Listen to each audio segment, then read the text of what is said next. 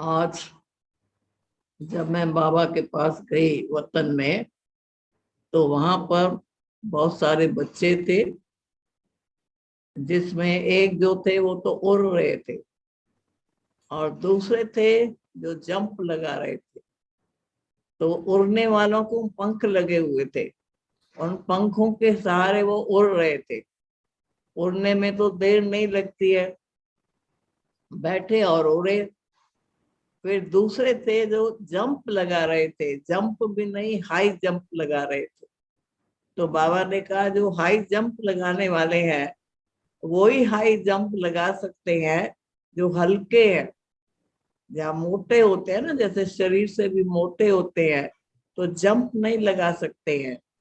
तो यहाँ भी जिनकी बुद्धि जितनी जितनी हल्की है और सब संकल्पों विकल्पों से दूर है, तो कहा वो जो हल्की बुद्धि वाले हैं, दिव्य बुद्धि वाले हैं, वही हाई जंप लगा सकते हैं।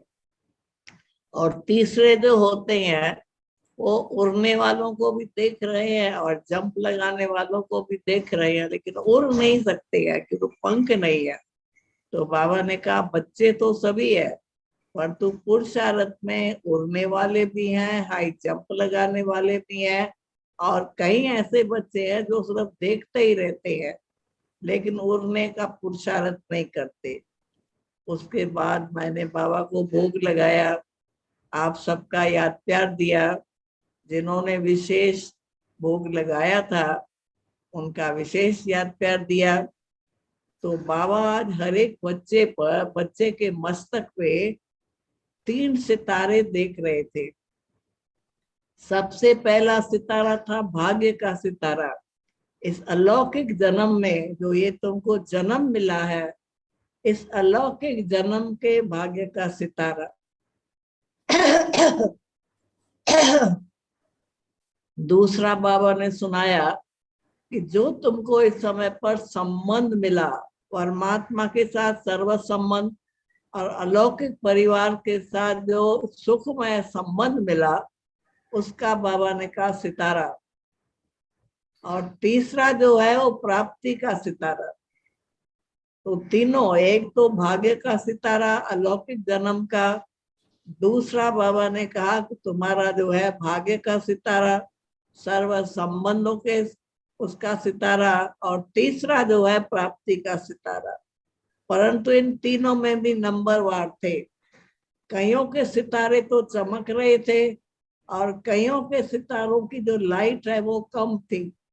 तो बाबा ने कहा कि बच्चे तो बने, भाग्य तो है, परंतु भाग्य में कमी होने के कारण इसके सितारे की चमक भी कम है। फिर बाबा ने सुनाया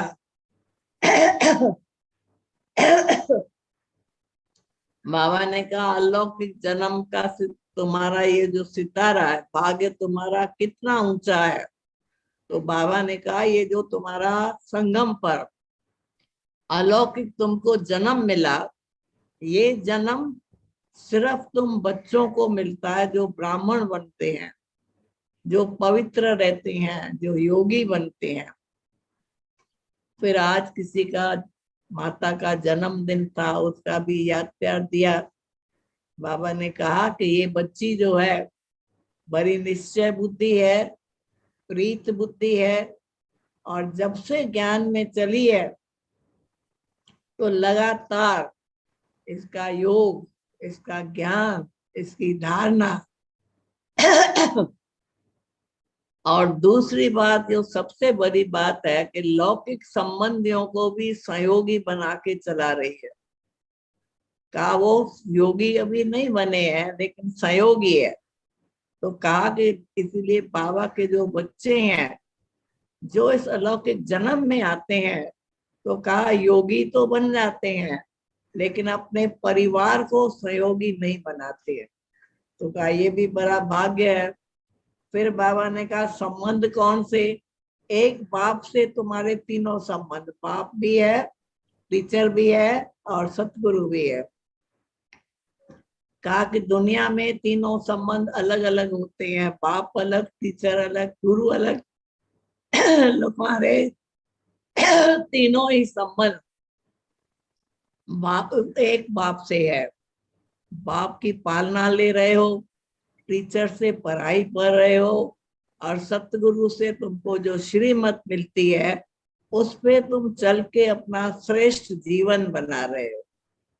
और तीसरी प्राप्ति, बाबा ने कहा कभी तुम बैठ के गिनती करो, सोचो कि तुमको कितनी प्राप्ति है।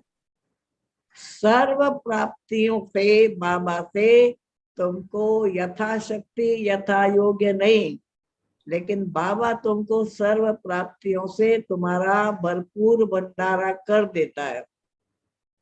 इसीलिए कहा भी जाता है भोलानाथ का भंडारा। तो कहा भोलानाथ का भंडारा भी भरपूर, और भोलानाथ के जो बच्चे हैं उनका भी भंडारा सदा भरपूर।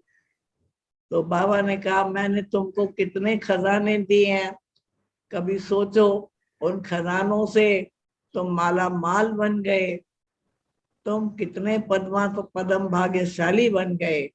तो कहा ज्ञान का खजाना, गुणों का खजाना, स्वाग, बाबा ने कहा संकल्प जो तुम्हारे व्यर्थ चलते थे, शुद्ध संकल्पों का खजाना, और सबसे बड़ा खजाना है खुशी का खजाना।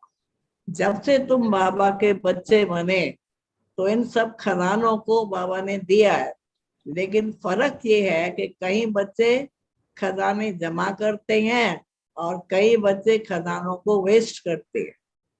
तो कहा जो जमा करने वाले हैं वो खुश रहते हैं, और जो गंवाते हैं उनकी खुशी गायब हो जाती है।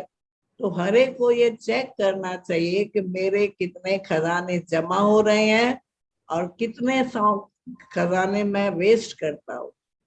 उसके बाद मैंने लास्ट में बाबा से पूछा कि बाबा वर्तमान समय पर बच्चों को विशेष क्या पुरुषार्थ करना है। बाबा ने कहा अभी पुरुषार्थ का समय नहीं, अभी पुरुषार्थ के बजाय तीव्र पुरुषार्थी बनो।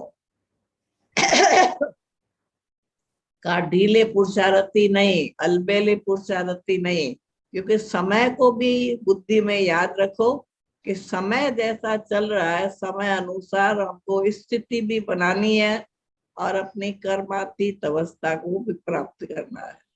फिर बाबा ने सभी के लिए बहुत बहुत याद प्यार दिया, और बाबा ने यही कहा कभी समय है पुरुषार्थ को तेज करने का, जितनी स्पीड बढ़ा सकते हो उतनी बढ़ाओ। ओम शांति।